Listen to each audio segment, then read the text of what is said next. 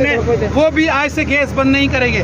अब इस सारे एहतजाज से हमारी मुकर्रीन यहाँ पर मौजूद हैं, शहर से मुख्तलिफ तबका से हमारे अफराद यहाँ मौजूद हैं। मैं सबसे पहले और इस मौके पर आपसे खिताब करें।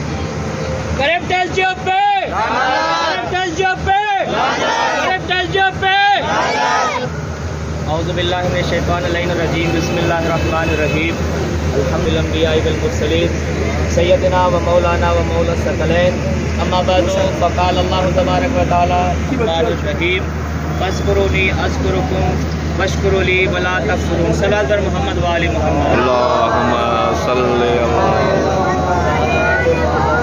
अला जो साम्हूं गॾु थिया आहियूं, गैर एलानिया लोड शेडिंग कई पे थी वञे। भाई सबब छा है?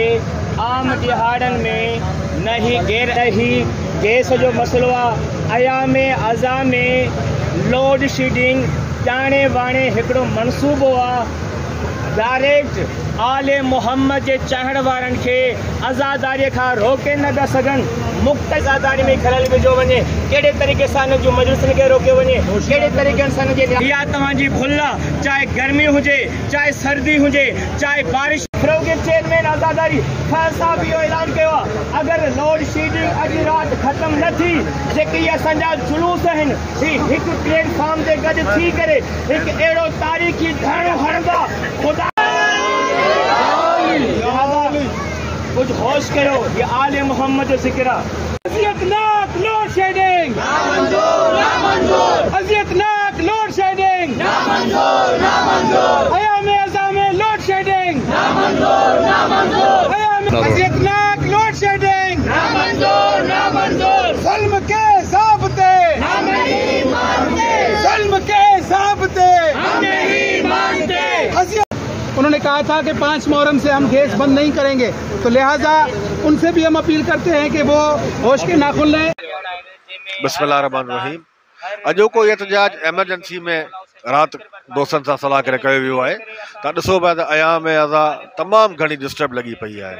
जॾहिं असांजा मीटिंग्स में हिननि चयो हो त बाबा राति जो असीं लोड शेडिंग कोन कंदासीं, ॾींहं जो बि घटि कंदासीं ऐं 7, 8, 9, 10, 24 कलाक तव्हांखे लाइट ॾींदासीं, उन बावजूद तव्हां ॾिसो जेका हालत थियनि पिया। चलो बारिश में फॉल्ट थियनि था, असीं मञूं था ऐं असां ईअं ई बि सम्झो, पर जॾहिं मूंखे ख़बर पयूं त कुझु फॉल्ट थिया आहिनि, बिल्कुलु कुझु फॉल्ट हल्थ सां कराया विया आहिनि। हीअ तव्हांजी लाइट जेका आहे सा कारखाने वारनि खे ॾिनी पई वञे। हिननि खे यूनिट्स पूरा करणा हूंदा आहिनि पंहिंजा, उहो सॼा मूंखां वधीक तव्हांखे ख़बर हूंदी, जेके वापडा जुठू करे वेठी आहे, ख़ासि तौर ते शहर शहदादपुर खां। ॿियनि शहरनि में बि लाइट जी चोरी आहे, शहदादपुर में बि आहे। नथो चवां शहदादपुर जो जेका आहे बिलिंग 100% आहे, लेकिन काफ़ी बहितर आहे। चंद इलाइक़ा आहिनि जिते चोरी आहे, बाक़ी तव्हां ॾिसो पिया जिते कमर्शियल बिलिंग त तमामु घणी आहे। माण्हुनि जा बिल तव्हां ॾिसो हिकिड़ा त टैक्सनि मारे छॾियो आहे वापडा वारनि। अगरि 10,000 जो बिल अचे थो त उन में 7,000 रुपया टैक्स आहे।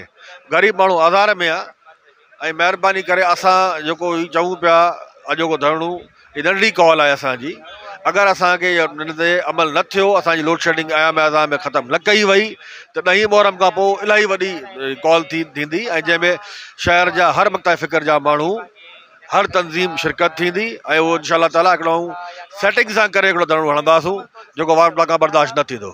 त वापडा वारनि खे त अॼु खां वठी राति जी लोड शेडिंग ख़तमु न थी त असांजा जेके बि जुलूस आहिनि इहे सभु धरणनि में कन्वर्ट थी वेंदा।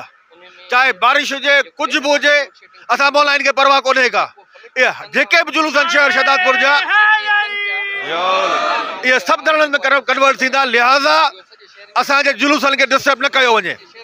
शहदादपुर जे वापडा जे ख़िलाफ़ दरअसल जेका गैर एलानिया लोड शेडिंग आहे, ऐं जीअं त पूरी दुनिया खे ख़बर आहे अयाम अज़ा जा ॾिहाड़ आहिनि, जंहिंमें असांजी इबादतुनि जा ॾिहाड़ आहिनि, आज़ादारियुनि जा ॾिहाड़ आहिनि, मजालिस जा ॾिहाड़ आहिनि।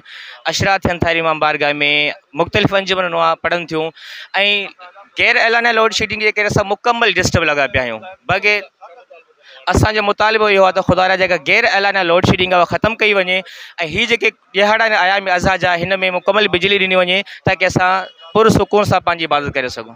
चयो आहे इहा त लोड शेडिंग ख़तमु थियणु खपे। लोड शेडिंग आहे कान त छो आहे था मुहर्रम छा, पर हूअं बि न हुअणु खपे। टाइमिंग सां हुअणु खपे। मुहर्रम अचे थो यकदमि लोड शेडिंग उन्हनि खे यादि अचो थी वञे, सो असां उन्हनि खे चवंदासीं त बराए महिरबानी लोड शेडिंग ख़तमु कई। निकिता आहियूं छो त अयाम अज़ा में असां रुगो पंहिंजा अज़ाखाना आबाद करण जी सोचंदा आहियूं, असां कंहिं ॿिए पासे नथा ॾिसूं। पर वापडा जी गैर एलानिया लोड शेडिंग, ज़ालिमाना लोड शेडिंग असांखे मजबूर करे छॾियो आहे त असां पंहिंजा अज़ाखाना छॾे अॼु हिन रोड ते वेठा आहियूं। ॿी मुहर्रम जो इमाम बारगाह आले मोहम्मद जे ट्रांसफार्म जो हिकिड़ो लिंक लथो आहे। लिंक हणण जो कमु रुगो 15 मिंट जो कमु आहे। 15 मिंट में लिंक लॻी वेंदो आहे, जेको 5 ॾींहंनि खां पोइ हिन राति हयो आहे।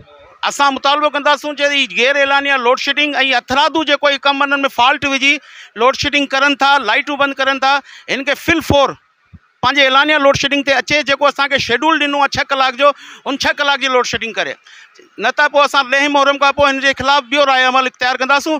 ऐं मज़ीद असांजो फ़रूग़ आज़ादारी कमेटी जो चेयरमैन फैज़ वसाण साहब, तव्हां SDO 1 तव्हां ॾिसो पिया त 1 में थिए छा पियो, 16 कलाक लोड शेडिंग आहे। ऐं असां हींअर हिन एहतजाज में हिकिड़ी शइ हाईलाइट करायूं था, जे हाणे अॼु 6 मुहर्रम आहे, 7, 8, 9, 10 मुहर्रम दौरान जुलूस लाइट वई त हीअ असांजा जुलूस एहतजाज थी वापडा ऑफिस वेंदा। ऐं महिरबानी करे असांखे जेको आहे अयाम अज़ा में जेको आहे न रिलीफ ॾिनो वञे। 16 कलाक किथे आहे लोड शेडिंग? हिननि वटि हिकिड़ो पाणी जो फुड़ो किरे थो, हिननि वटि बहानो मिलियो वञे, ही 10 कलाक 8 कलाक लाइट बंदि कयो वेठा आहिनि। असांजो ही पुरमन एहतजाज आहे। इंशाअल्लाह जेको मिलत फ़ैसिलो कंदी, न त 7 तारीख़ खां जेके जुलूस निकिरंदा उहे एहतजाजी थी रैलियूं पोइ अॻियां वेंदा। असांजी पैगाम आहे त असांखे जेको आहे न अयाम अज़ा में, पर हूअं बि आम शहरी बि इलाही परेशान आहे। हूअं बि अयाम अज़ा खां पोइ बि जेको आहे, जेको 8 कलाक या 6 कलाक लोड शेडिंग जो जेको शेड्यूल आहे, उन खां अलावा त लाइट ॾियनि न। Thank you so much. गैर एलानिया जेकी लोड शेडिंग आहे, हिन जो अज़ाब असां 4 खां 5 महीननि में भुगतियूं पिया। पर ईद जे ॾिहाड़नि में ऐं जेके हिन योम अज़ा जे ॾिहाड़नि में जेकी हिन जी कमिटमेंट हूंदी आहे त असां लोड शेडिंग न कंदासीं, उन कमिटमेंट तां बि फ्री विया आहिनि। ऐं इज़हार यकजहती लाइ साईं वारनि सां गॾु बीठो आहियां।